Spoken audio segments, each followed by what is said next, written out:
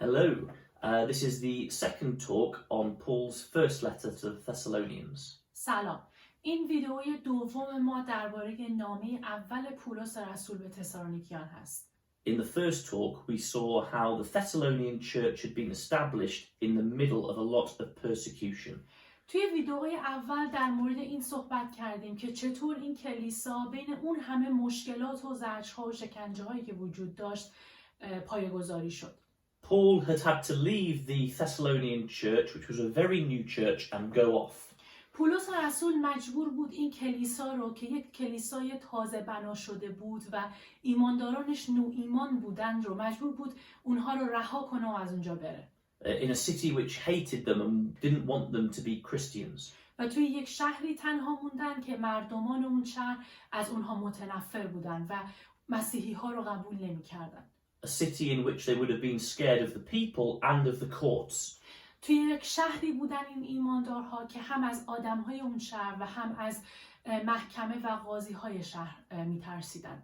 And maybe we think that in that sort of atmosphere the church would not have prospered and grown. شاید فکر کنیم که توی یک چنین وضعیتی و بین این همه مشکلات کلیسا نمیتونه رشد کنه. Maybe they would have shrunk away and they would have lost their faith. شاید با توجه به این مشکلاتی که وجود داشت نمیتونستن پیشرفت کنن و ایمانشون رو کم کم از دست میدادن. But when we start looking through 1 Thessalonians, we can see that didn't happen. ولی وقتی که نامه اول تسالونیکیان رو شروع میکنیم به خوندن میبینیم که چنین اتفاقی نیفتاد. So in this talk we're going to look at chapter 1. توی این ویدیو میخوایم باب 1 نامه اول پولس به تسالونیکیان رو بخونیم که صفحه 1544 هستش. Now, before we look at the chapter in detail, we'll just talk about when the letter was written.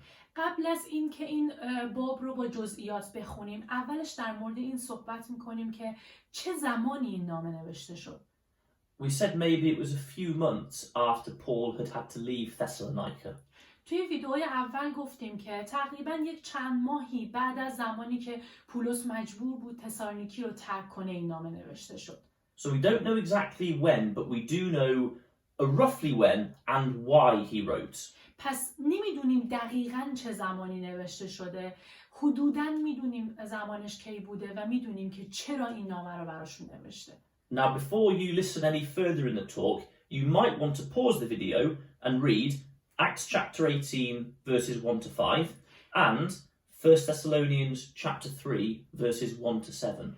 قبل از اینکه ویدیو رو ادامه بدید همینجا یه استاپ کنید ویدیو رو و اول برید به عنوان مقدمه اعمال رسولان باب 18 آیات 1 تا 5 و اول تسالونیکیان باب 3 آیات 1 تا 7 رو برای خودتون بخونید. But if you haven't got time to pause and read that, we'll explain what happens. ولی اگر زمان این رو ندارید براتون توضیح میدیم که چه اتفاقی میفته.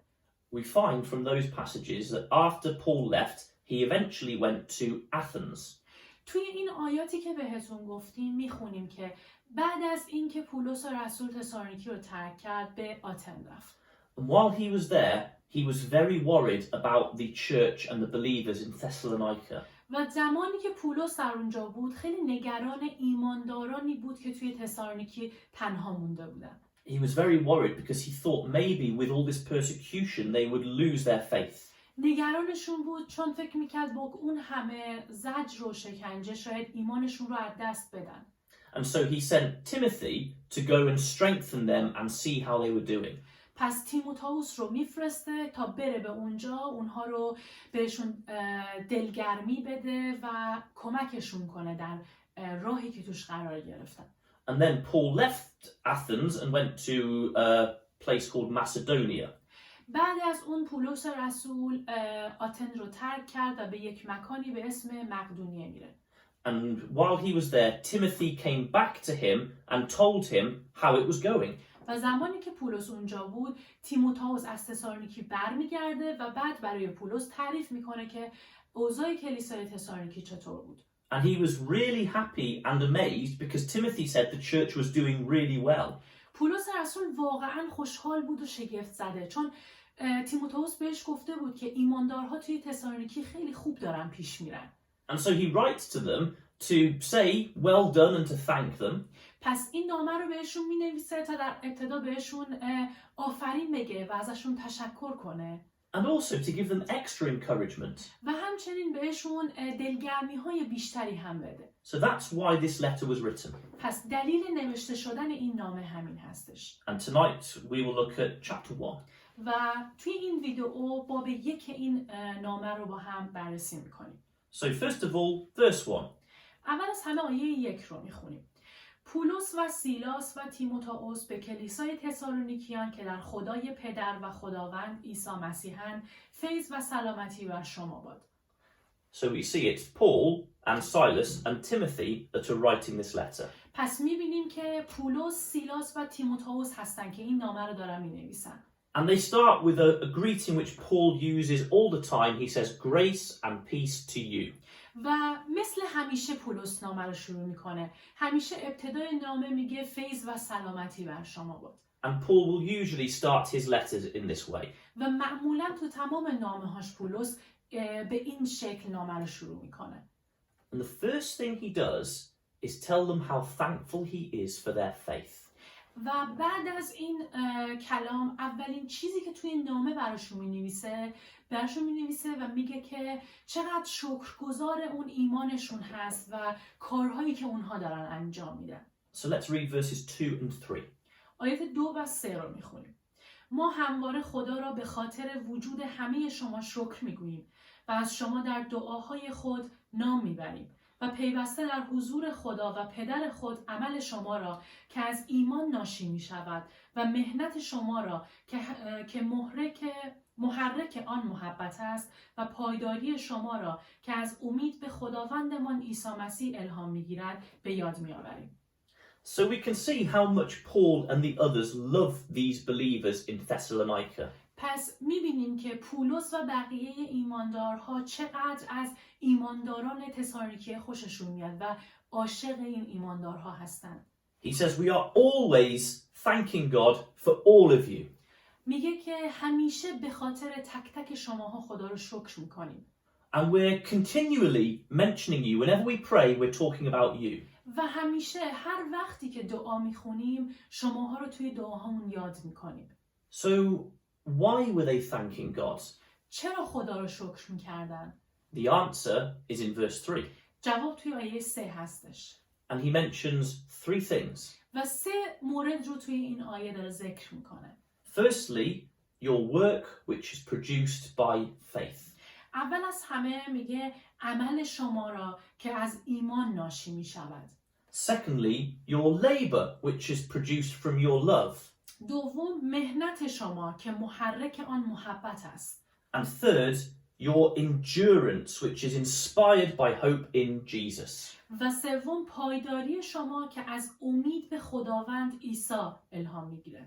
And these 3 things tell us so much about this church. و این 3 چیز هستش که کلی چیز در مورد اعضای این کلیسا به ما میگه. The first 2 are a bit similar. دوتای اول تقریبا شبیه به هم هستن. The words used in English, work and labor, mean very much the same thing. کلماتی که توی این آیه به کار برده شده برای عمل و مهنت در زبان اصلی تقریبا مشابه هستن هر دو. But there's a slightly different emphasis. ولی تقریبا داره به یک چیز متفاوتی تاکید میکنن. The work means the things they are doing. کلمه عمل در زبان اصلی به چیزهایی که اونها انجام میدادن اشاره میکنه. And the labor means things they are really working hard at. و مهنت اون چیزی هستش که دارن تلاششون رو براش میکنن. So it is faith and it is love that's making them do this. پس این ایمان و محبت هستش که باعث میشه اونها این کار رو بتونن انجام بدن. They have faith, real faith, which is what saves us with God. اونها واقعا ایمان داشتن که همون چیزی هست که ماها رو از گناهانمون در دید خدا نجات میده. And this is making them work. This is directing their lives. و همین کار بود که باعث میشد اونها بتونن این مسیر رو جلو برن و کارهاشون رو انجام بدن. And they also have love, that most important thing to have as a believer.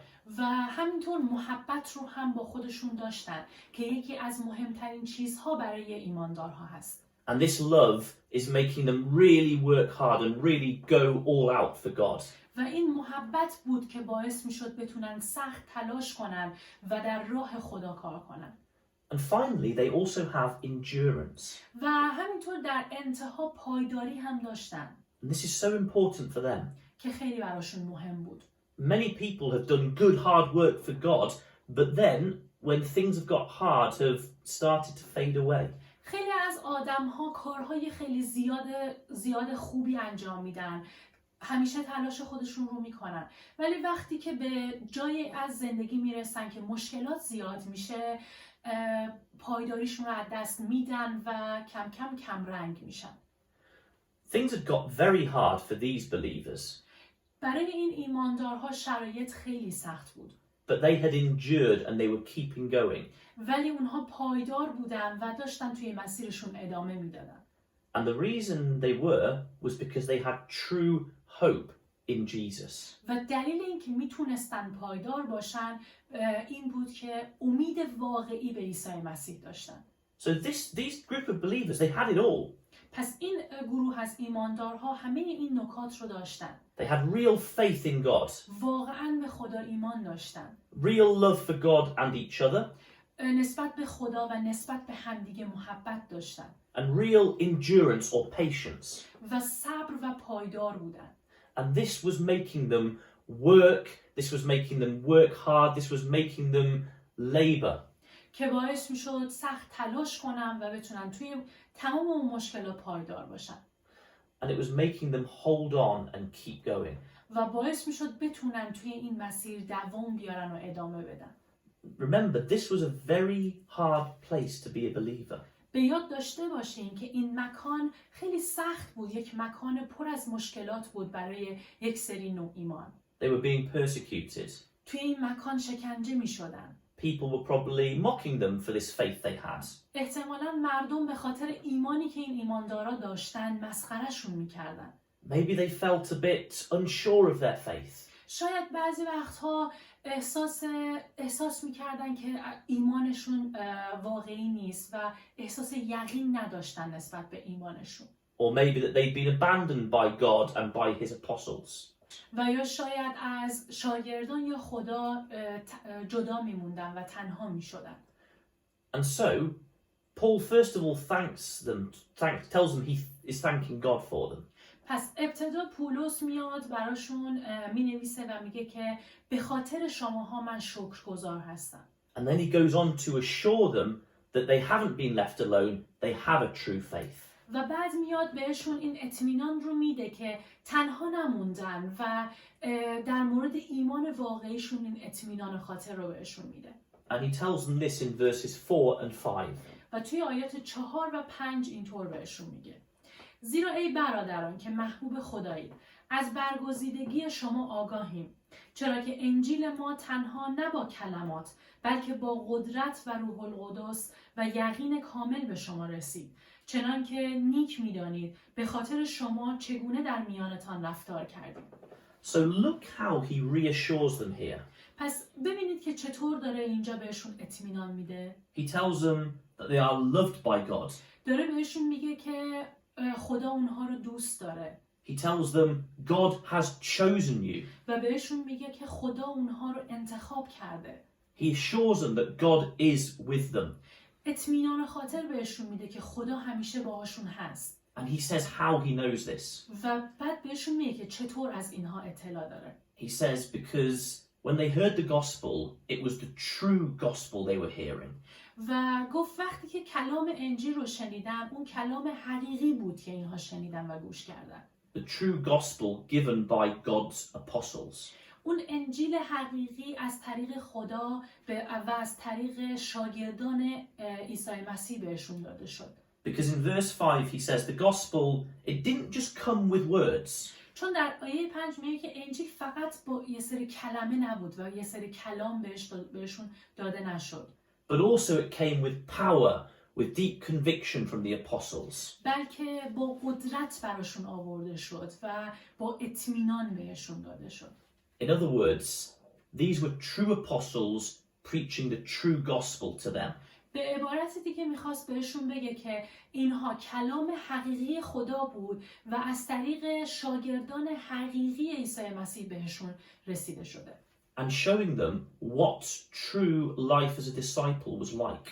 و بعد بهشون نشون میده که زندگی حقیقی یک شاگرد چطوری میتونه باشه. Because at the end of verse 5 he says, you know how we lived among you for your sake. چون در ادامه آیه 5 میگه که میدونید که به خاطر شما چطور بین شماها موندیم و چه کارها کردیم. What he's saying to them is, you heard us speak the gospel to you with words. بهشون میگه که شنیدید که کلام انجیل رو به شماها انتقال دادیم و بهتون گفتیم. You saw the truth of it in our power and Holy Spirit. حقیقت کلامی که بهتون گفتیم رو در قدرت و اون روح القدسی که بهتون نشون دادیم دیدیم و درکش کردیم. But also you saw the sort of life it meant you have to live. و حتی یک نمونه از طرز زندگی که شماها باید اونطور زندگی کنید رو هم در ما دیدید. They saw the example of the apostles who were wonderful, faithful, holy men. مثالی از شاگردها دیدن که بینشون زندگی میکردن و با ایمان کامل زندگی خودشون رو ادامه میدادن. So they knew the whole gospel and exactly what Christian life should be like. پس کل انجیل رو میدونستن و الان کل زندگی مسیحی رو هم میدونستن که یک مسیحی باید چطور زندگی کنه. And that's why Paul says he knows that God loves them. به خاطر همین بود که پولس گفت میدونه که خدا اینها رو دوست داره. Because they knew everything. They knew about the teaching and also how hard life can be as a disciple. چون همه چیز رو این ایماندارها میدونستن. هم تعالیم رو به صورت کامل درک کرده بودن و یاد گرفته بودن و هم میدونستن که زندگی یک مسیحی به عنوان یک شاگرد مسیح چطور میتونه باشه و چه سختی هایی میتونه داشته باشه. And they still believed it and still wanted to follow God. و با این حال با وجود تمام مشکلات ایمانشون رو حفظ کرده بودن و میخواستن که این راه رو ادامه بدن. And in verse 6 he shows how they've proved this. و توی آیه 6 بهشون نشون میده که چطور این ثابت میشه بهشون. شما از ما و از خداوند سرمشق گرفتید و در رنج بسیار کلام را با آن شادی که روح القدس میبخشد استقبال کردید. So he says, you were suffering really badly and you still welcomed the message. بهشون میگه که شماها واقعا زجر کشیدین و شکنجه دیدین و هنوز هم دارید از انجیل استقبال میکنید و میخواین که کلام رو بشنوین. Even though it was very hard and it brought persecution, you were still joyful to have this gospel. با وجود این که کلی مشکلات براتون به دنبال داشت و زجر و شکنجه دیدید، هنوز هم خوشحالید که این کلام به سمت شما بیاد و کلام رو بشنوید. And he says in that way you became just like us. و گفت از این نظر دقیقاً مثل ما هستید. So they started off so well. پس شروع کارشون خیلی خوب بود. They heard the gospel and saw what it meant to be a believer. کلام انجیل رو شنیدن و دیدن که ایماندار بودن یعنی چی و چطور باید زندگی کنن. And they embraced that with joy. و بعد با خوشی تمام اینها رو قبول کردن. And this meant that their faith just grew. و باعث شد که ایمانشون رشد کنه. Because let's read verses 7 to 8. حالا بیاین آیات 7 و 8 رو بخونیم. بدین گونه شما برای همه ایمانداران مقدونیه و اخائیه سرمشقی بر جای گذاشتید. زیرا کلام خداوند به واسطه شما نه تنها در مقدونیه و اخائیه طنین افکند، بلکه ایمان شما به خدا در همه جا بر سر زبان هاست. آنگونه که دیگر نیازی نیست ما چیزی بگوییم. He says to them, you've actually become a model for all believers in this area. بهشون میگه که شما به یک نمونه برای تمام ایماندارانی که توی این ناحیه زندگی میکنن تبدیل شدید. And not just the area of Macedonia and Achaia, which is where they lived. و نه تنها توی همون اخائیه و مقدونیه که اونها زندگی میکردن. He says your faith in God is now known everywhere. میگه ایمان شماها به خدا تو کل این دنیا الان شنیده شده و همه شما رو میشناسن. He says, we don't need to tell anyone. و گفت دیگه احتیاجی نیست ما به کسی در مورد شماها بگیم. Remember, these people, the apostles, they were traveling around the whole of the Roman world. به یاد داشته باشین که این شاگردها و ایماندارها در کل روم میچرخیدن و کلام رو انتقال میدادن به مردم. And he says, wherever we go, we never need to say, oh, have you heard about the Thessalonians? پس پولس بهشون میگه هر جایی که میریم احتیاجی نیست بهشون بگیم در مورد ایمانداران تسالونیکی شنیدید یا نه. He says, wherever they go, it's actually the people there that are saying, have you heard about the Thessalonians? و میگه هر جایی که میریم تمام ایماندارهای اونجا خودشون در حال حاضر شنیدن در مورد شماها و اونها هستن که میان به ما و در مورد شماها میگن. And that's in verses 9 and 10. که در آیات 9 و 10 میخونیم. زیرا آنان خود از استقبال گرم شما از ما سخن میگویند و از اینکه چگونه از بت‌ها دست کشیده به سوی خدا بازگشتید تا خدای زنده و حقیقی را خدمت کنید و در انتظار آمدن پسر او از آسمان باشید که از مردگان برخیزانیدش، یعنی عیسی، که ما را از غضب آینده رهایی میبخشد. So imagine this scene that Paul and the apostles go to somewhere to talk to a church or preach the gospel. تصورش کنید یک چنین داستانی رو که پولس و بقیه شاگردا به یک جای جدید میرن و میخوان به اونها در مورد این ایمانداران توی این کلیسا بگن. And maybe they want to use the Thessalonians as an example of people who have really turned to follow God. و توی حرفهاشون برای اون آدمهای جدید توی اون شهر جدید میخوان از کلیسای تسالونیکی استفاده کنن به عنوان یک نمونه و یک مثال از آدمهایی که واقعاً تغییر کردن و به سمت خدا برگشتن. And when they get there, the people say, oh, let us tell you about these Thessalonian believers. و به محضی که به اونجای جدید میرسن آدمهای اونجا هستن که میان به پولس و بقیه میگن بذارین ما در مورد این آدمهایی که توی ایماندارانی که توی تسالونیکیان هستن بهتون بگیم. They are people who've really turned to follow God and Jesus. بهشون میگن این آدمهایی که توی تسالونیکی هستن واقعا تغییر کردن و به ایماندار عیسی مسیح و خدا تبدیل شدن. This is quite amazing when you think about it. اگه بخوایم این رو فکر کنیم بهش واقعا یک چیز شگفت‌انگیز و عجیبه. This was a city where we said the truth and belief in Jesus would not do well here.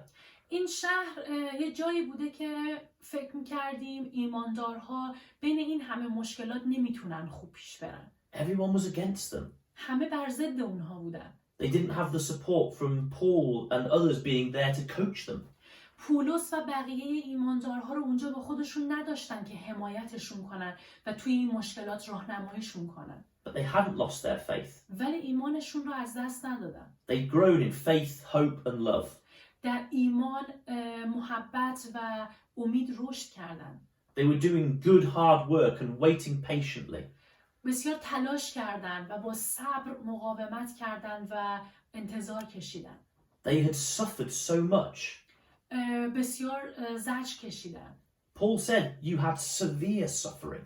پولس رسول بهشون گفتش که زجری که شماها کشیدین طاقت فرسا بوده. But despite this, they had joyfully clung to the gospel. ولی در مقابل میبینیم که با خوشی انجیل رو ازش استقبال کردن. And they had developed so much that everywhere knew about them. و واقعا رشد کردن انقدری که همه تو کل اون منطقه در موردشون میدونستن. Throughout the whole world, the news of this church, which held strong, this news had gone everywhere. خبر ایمان این افراد توی این شهر به گوش همه آدم‌ها توی دنیا رسیده بود و همه در موردشون شنیده بودن. It's really wonderful stuff. این واقعا فوق‌العاده است. The question is, how? سوال اینجاست چطور این کار رو کردن؟ How did they do so well when maybe other churches didn't? چطور تونستن اینقدر خوب پیش برن در صورتی که بقیه کلیساها نتونستن؟ Especially when we would have expected them to almost do worse and start to lose faith. مخصوصا زمانی که انتظار داشتیم ایمانشون رو از دست بدن به خاطر شرایط سختی که توش بودن.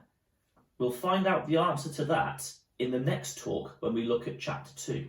جواب این سوال رو توی ویدئوی بعدی که میخوایم باب 2 رو باهاش در موردش توی اون ویدئو بخونیم جواب رو در اون ویدئو پیدا میکنیم. But before we finish, just a quick lesson. قبل از اینکه این باب رو تموم کنیم یک درس کوتاهی در مورد این موضوع برامون وجود داره. Paul emphasizes that he knew they were true believers and loved by God. پولس رسول تأکید کرد که میدونست اینها ایمان این ایماندارها واقعی بوده و خدا اونها رو دوست داشته و محبوب خدا بودن. And he knew this because they had heard the true words of God in the gospel. و به خاطر این قضیه رو میدونست چون اونها کلام حقیقی انجیل رو از طریق شاگردها شنیده بودن. They understood the true teaching about Jesus. تعالیم حقیقی در مورد عیسی مسیح رو درک کرده بودن. And they weren't deceived that maybe life as a Christian would be easy. و فکر نمی کردن که زندگی برای یک شاگرد به عنوان شاگرد مسیح میتونه آسون باشه. And they didn't think that God had low standards for believers and they could do what they want. و فکر نمی کردن که خدا استانداردهای پایینی رو برای ایماندارها در نظر داره و میتونستن هر کاری که میخوان انجام بدن. They had seen in the apostles' example and their words exactly how disciples have to live. و اونها مثال ایماندارها و شاگردها رو دیدن که اونها چطور دارن زندگی میکنن و چه کارهایی انجام میدن و ازش سرمشق گرفتن. It's the job of every believer to preach the gospel. این کار تمامی ایماندارهاست که برن و انجیل رو بشارت بدن. We have to do it right. و باید این کار رو به درستی انجام بدیم. In this world, it can be very easy to water down God's words. توی این دنیا خیلی میتونه آسون باشه که اهمیت کلام خدا رو کم جلوه بدیم. To not really truthfully say what God is saying in the Bible. خیلی آسونه که با صداقت کلامی که توی کتاب مقدس گفته شده رو به دیگران انتقال ندیم. To maybe think there are parts of the gospel that aren't that important. که فکر کنیم بخشی از کتاب وجود داره که خیلی eهمیتی نداره. To say, yeah, God doesn't mean you have to behave completely in that way. خیلی آسونه که بگیم خدا واقعا منظورش نیستش که کاملا 100% اینطوری که گفته شده رفتار کنی. When the standards of this world are very different from God's standards. زمانی که استانداردهای این دنیا خیلی متفاوت از استانداردهای خداست. Maybe we are tempted to leave certain parts of the gospel out to try and attract people to it. شاید وسوسه بشیم که یک سری از اون واقعیت‌های کتاب مقدس رو کنار بذاریم که با این کاری کنیم که مردم بتونن بیشتر جذب انجیل بشن. Maybe to try and lower God's standards. شاید آسان‌تر باشه که تلاش کنیم استانداردهای خدا رو یکم پایین‌تر بیاریم که مردم راحت‌تر جذب بشن. But if we do that, then the people who come will not really know the truth about God. ولی اگر این کار رو بکنیم آدم‌هایی که به سمت کلام خدا میان واقعاً حقیقت مربوط به کلام رو نتونستن درک کنن. Or the truth about how disciples should live a holy life in Jesus. یا nemitunن به درستی درک کنن که مقدس گونه زندگی کردن برای یک شاگرد واقعاً چطور باید باشه. So when we preach, we have to be like the apostles. پس وقتی داریم بشارت میدیم باید مثل شاگردها رفتار کنیم. We have to tell the whole gospel. باید کل حقایق انجیل رو بهشون انتقال بدیم. We have to be honest about everything God expects from believers. در مورد هر چیزی که خدا از ایماندارها انتظار داره که انجام بدن، ما باید نسبت به همه اونها صادق باشیم. And we have to show this in our behavior as well and set the example. و باید همه اونها رو توی رفتارهای خودمون هم نشون بدیم و به یک مثال تبدیل بشیم. And then when we attract people and baptize them, we are baptizing them truthfully. و با این کار وقتی مردم رو جذب انجیل میکنیم و بعد اونها رو تعمید میدیم در حقیقت در تعالیم حقیقی انجیل اونها رو تعمید خواهیم داد. And they will be able to grow like the Thessalonians. و بعد اونها هم میتونن دقیقا مثل ایمانداران تسالونیکی رشد کنن. So thank you for listening to this talk. ممنونیم که به این ویدیو گوش دادید.